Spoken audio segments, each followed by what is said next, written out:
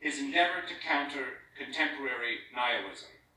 His 12 Rules for Life is a global bestseller, and his lectures and economic questions by situating those in the frame of happiness, of human flourishing itself. We're in for quite a night. A quick word about format. Each of our debaters will have 30 minutes to make a substantial opening statement, to lay out an argument. Dr. Peterson first, followed by Dr. Zizek. Each will then have, in the same order, 10 minutes to reply. I will then moderate 45 minutes or so of questions, many of which will come from you, the audience, both here in Toronto and online. With that, let's get underway. Please join me in welcoming Dr. Jordan Peterson for the first opening statement.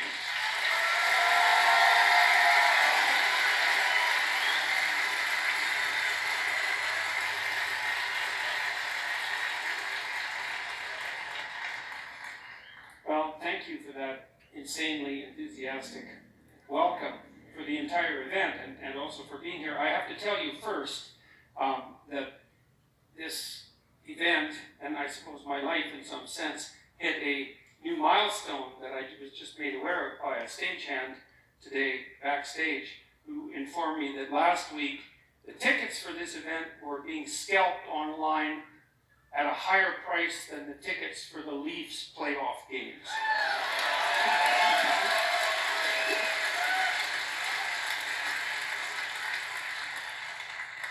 So I don't know what to make of that. All right, so how did I prepare for this? I familiarized myself to the degree that it was possible with Slavoj Zizek's work, and that wasn't that possible because he has a lot of work and he's a very original thinker, and this debate was put together in relatively short order. And what I did instead was return to what I regarded as the original cause of all the trouble, let's say, which was the Communist Manifesto. And marginalized by the official academic community. I'm supposed to defend here the left liberal line against neoconservatives. Really? Most of the attacks on me are now precisely from left liberals. Just remember the outcry against my critique of LGBT plus ideology. And I'm sure that if the leading figures in this field were to be asked if I am fit to stand for them, they would turn in their graves even if they are still alive. So let me begin by bringing together the three notions from the title: happiness, communism, capitalism. In one exemplary case, China today. China in the last decades is arguably the greatest economic success story in human history. Hundreds of millions raised from poverty into middle-class existence. How did China achieve it? The 20th century left was defined by its opposition to the two fundamental tendencies of modernity: the reign of capital with its aggressive market competition, the authoritarian bureaucratic state power.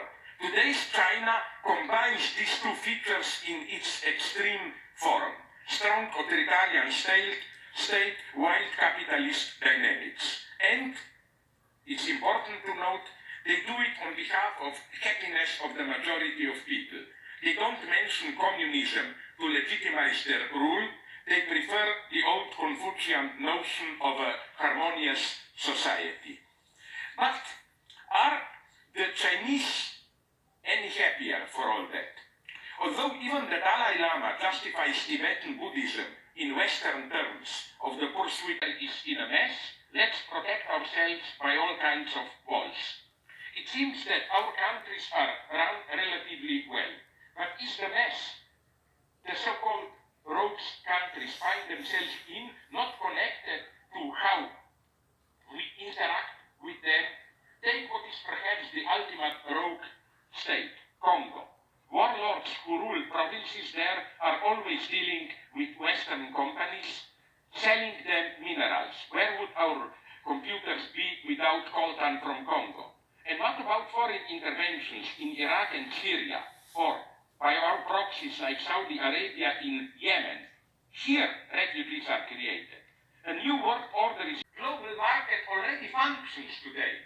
I always thought that neoliberalism is a fake term.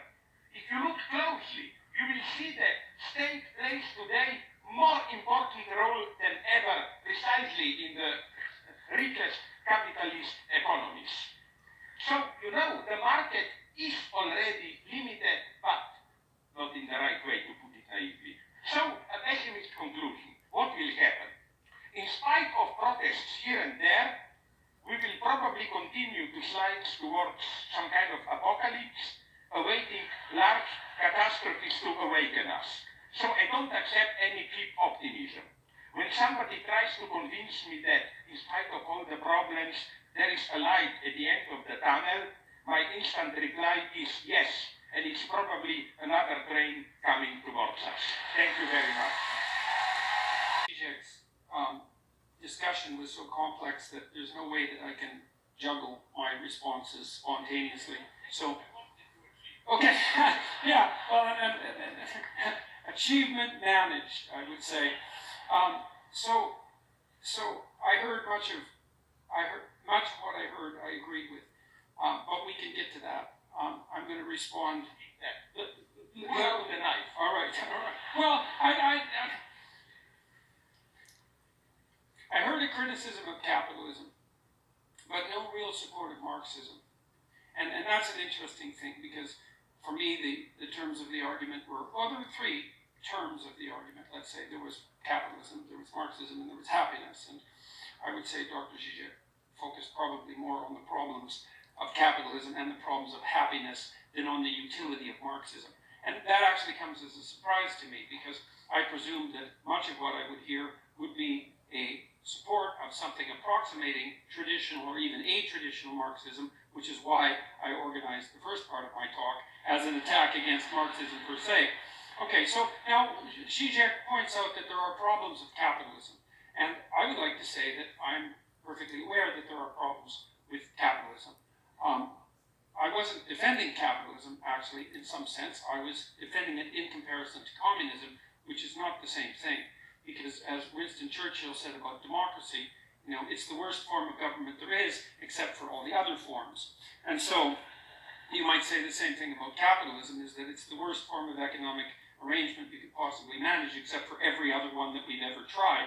And I'm dead serious about that. I'm not trying to be flippant. I mean that which we considered social democratic paradigms were very low, while Bangladesh, I think, was close to the top.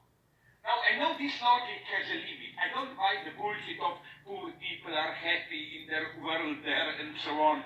But, you know, my argument here is not against you. My argument here is problematizing happiness even more. Look, this may interest you. I was years ago in I think, Lithuania, and we debated, I report on this in one of my books, when were people in some perverted sense, and this is the critique of the category of happiness for me, happy.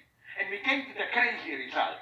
After the Soviet intervention, Czechoslovakia in 1970s and 80s. Why? For happiness, first, you should not have too much democracy, because this brings the burden of responsibility. Happiness means there is another guy out there, you can put all the blame on him. And as the joke went in Czechoslovakia, if there is bad weather, a storm, oh, these communists screwed it up again. That's one condition of happiness. The other condition, much more subtle one, is, and this was done in Czechoslovakia, those dark times after so, the life was relatively, moderately good, but not perfect. Like, there was meat all the time, maybe once a month there was not meat. Really, what is happening with ecology and so on? And this is, okay, let's take oceans, you mentioned that. But isn't it, for me, correct me if I'm wrong, and I don't mean this rhetorically, I'm really wrong, but the problem of oceans, the only way for me is some kind of cooperated international action and so on. You cannot simply leave it to the market. That's what I'm saying. This is the fateful limit that I see. About this diminishing poverty poverty and so on. I am aware of it. I tend to agree with it. But I at the same time see so many explosive tensions. For example, do you know about South Africa? It's a terrifying situation on the edge of the civil war. To be very brutal, the only thing that, and simplify it, that really happened with end of apartheid is that Syriza, they were elected for change whatever, and they become, and I'm not blaming them, they become the perfect executors of austerity program. So I just see problems. I'm a pessimist.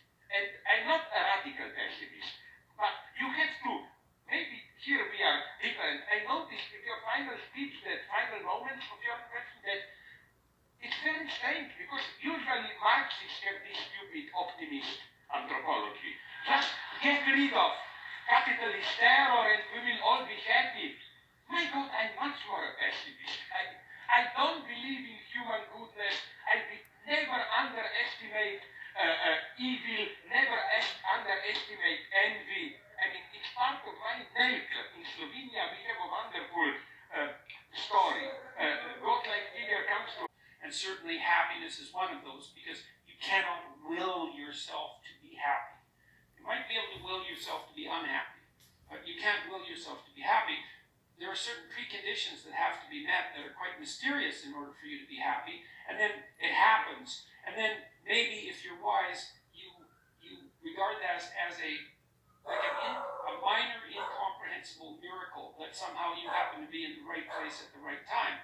Now, I've made the case that the most effective means of pursuing the good life, which is not the same as pursuing happiness, is to adopt something like a stance of maximal responsibility towards the suffering and malevolence in the world.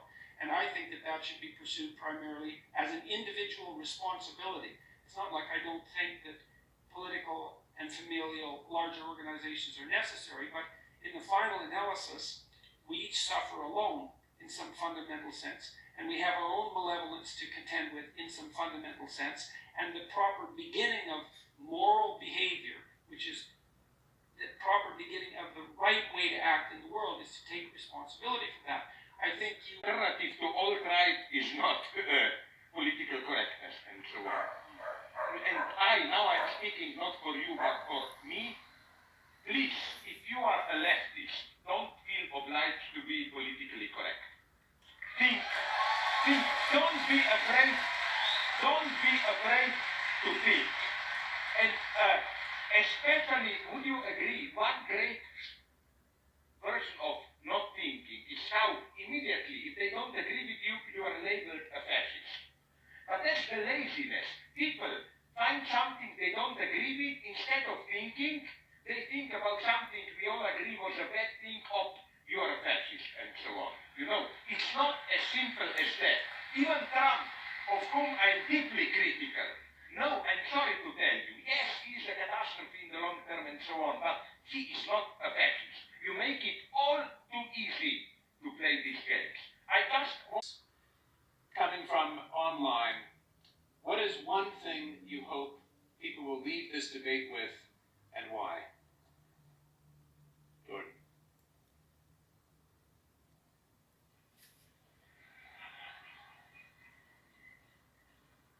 I hope they leave this debate with a belief in the power of communication between people with different views. You know, that's...